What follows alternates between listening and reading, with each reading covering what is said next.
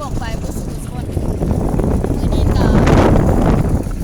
มาพอกับเรียกสาราแนวเก่ามือนี้พายซีไปรอดคนได้เห็นบรรยากาศคักแท้ทุกคนก็เลยเอาบรรยากาศเอฟซีในนั่นเพื่อนกำลังดำนานะทุกคนโอ้อีกบดนนกเอี้ยงก็จะได้ดำคือกันจ้ะกำลังดำนาให้ดำนาทุกคนหมดเวลาดำนาแล้วสิแล้วก้อนหมูเลยเนาะตัวนี้สิแล้วปะแล้วพวกเขายังบ่ทันได้ดำจักดีเลยทุกคนเมืองเส้นทางบ้านเวียงวันนี้ก็ไปกับอีแท็กคู่ใจเหมือนเดิมทุกคนเป็นจังใจก็ฝากติดตามเมืองเนาะบรรยากาศบ้านเวียงว่าสิเป็นได้ใดเงินบ้านซ่องประชาชนบ้านเวียงนะแต่เส้นทางก็สิประมาณนี้แล้วก็อยู่นำกันเลยบรรยากาศก็ถือว่าคักอยู่เนาะแบบธรรมชาติดีกำลังเฮ็ดให้เฮ็ดนากันทุกคนบางคนก็ไปให้ไปนาทุกคนบางคนก็เลี้ยงวัวเลี้ยงควายเนาะทุกคนเนาะเดี๋ยวพายอันนี้ก็แบบจักสิหอดนาหรือบ่หอดจำมื้อนี้ฝนสิบ่ตกห่ำก่อนบ่เบิ่งคือแบบมืดคักกันนี่ทุกคนยังบ่หอดใส่อยู่น้องเอียงก็ได้แก้เอาไม้พร้อมทุกคนเพื่อไปเห็นหัวสวนเนาะแล้วก็เอาต้นยางที่มันเหลือนะไปไว้อยู่เถียงนาทุกคนแล้วก็อาหารการกินน้องเอียงก็สิมีแล้วนี่แหละค่ะมีแกงป่าแล้วก็ข้าวเจ้าแล้วใส่ถุงยางไปนะจ๊ะแล้วก็นัดบ่ได้ก็คือยาเก่าคนพกบักเยอะเลย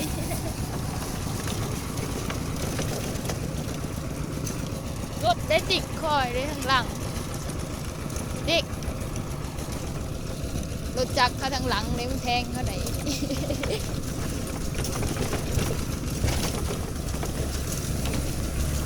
ไปนาได้นะ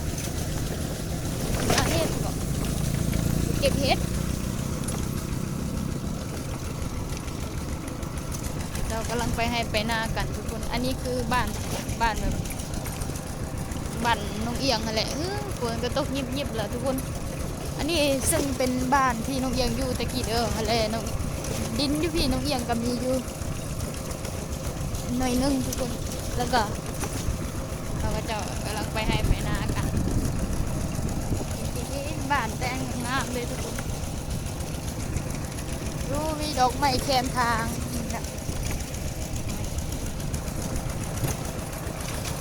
อันนี้คือไปนา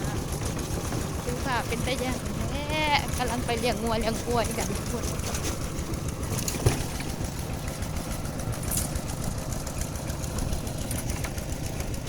บ้านก็จะแบบ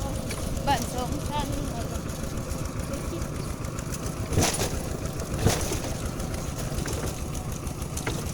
อันนั้นเ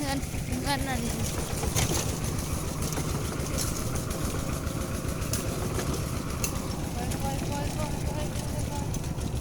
ไปใช่ไปนาให้ไปนานี่ก็งัวควายทุกคน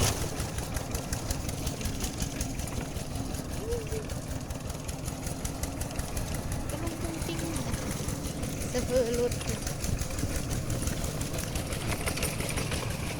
กระท่อมน้อยเดี๋ยวสิพาไปเบิ่งโรงเรียนแบบที่น้องเอียงเฮียนแบบเฮียนประถมเลยทุกคนเด้อเฮียนแบบตั้งแต่ป .1 หั่นนะเนาะอันนี้เป็นบ้านเก่าน้องเอียงหั่นนะ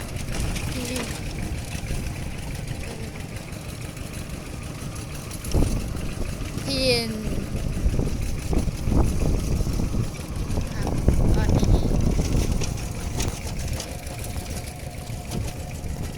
นี่คือโรงเรียนที่น้องเอียงเคยเรียนเลยทุกคน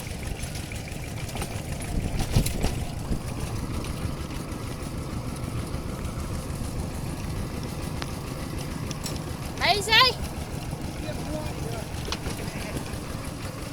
เลี้ยงงูอันนี้ละคนเลี้ยงกล้วยทุกคนเอาวินแล้วก็ทางดังก็จะมีรถมาแล้วนะคะตอนนี้ ไปเด็ดติค่ะตีกี่รถมันไปถึงหลังเด็ด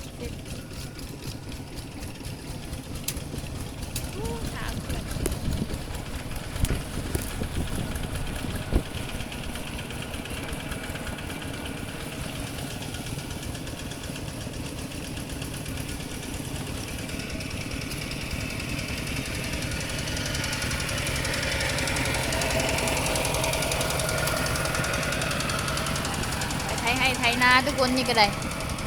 แล้วก็สวนโอ้โหมีควายด้วยทุกคนควายเมตาบูนสงสัยหรือว่าเป็นควายแถวไหนเนาะวิดแล้วมาต้นมาสุดท้ายก็เป็นต้นยางข้าเจ้าทุกคนสะอ่อนเนาะเพื่อนมีธุรกิจสวนยางขนาดทุกคน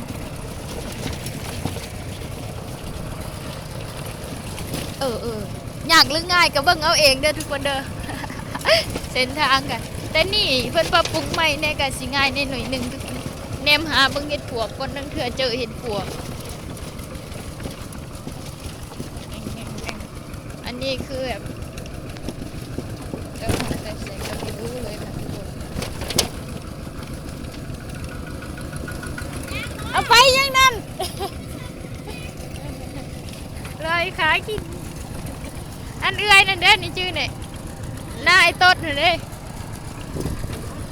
หน้าไม่เท่าน้อยเด้ข้างหน้าทบุมุมมันเด้ชื่อแหละกาสีบ้านน้องเอียงก็เห็นกันกาสีทักทายถามกันเด้อทุกคนเด้อแบบบุคีคุยนะเนาะเห็นกันแล้วก็ห้องถามกันไปเลยคนไปให้ไปหน้านะคนเคยหูจักกันกะห้องถามข้าวถามข้าวกันล่ะทักทายกันถามบ่ถามกับบ่คือได้เนาะทุกคนเห็นกันแล้วก็สิย่างผ่านเฉยบ่ถามกับบ่คือนะก็เลยแบบว่า เห็นแล้วก็ถามทุกคนเบิ่งชมวิวกันบรรยากาศยิงอะไรโอ้เกิดครับอันนี้คือเขาที่เพิ่นหยอดเด้อทุกคนเด้อนี่เขาเพิ่นหยอดโอ้งามเด้เนาะเขาเพิ่นหยอดนี่ได้ออกคักอันนี้เพิ่นหยอดช่วงที่มันแดดนะทุกคนมันก็เลยออกคักดีถ้าว่าแบบยอดฝนตกก็สิแบบบ่ออกปานใดหั่นแหละเนาะอันนี้ก็แบบบั่นแคมทางขนาดทุกคนอันส่วนหลายประชาชนที่แบบมาตั้งก็อาจสิเป็นแคมทางนั่นแหละทุกคน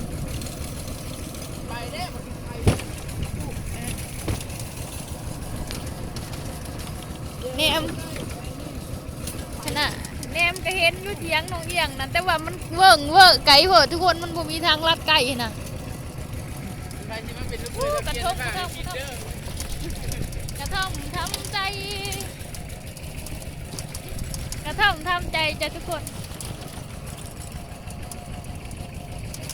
เอาบรรยากาศตัวนี้กับแบบเอาแบบ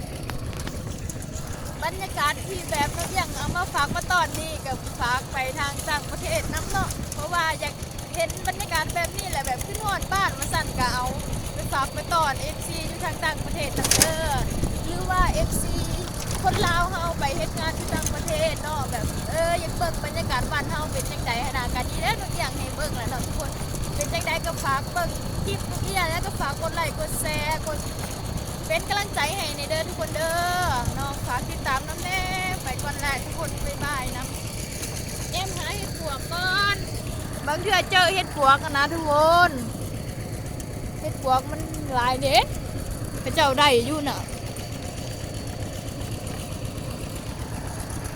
ขอบคุณเด้อ FC ผู้ใหญ่ใจดีที่ซัพพอร์ตเนาะไปก่อนบ๊ายบายมีควายพร้อมคนเลี้ยงควายค่ะทุกคน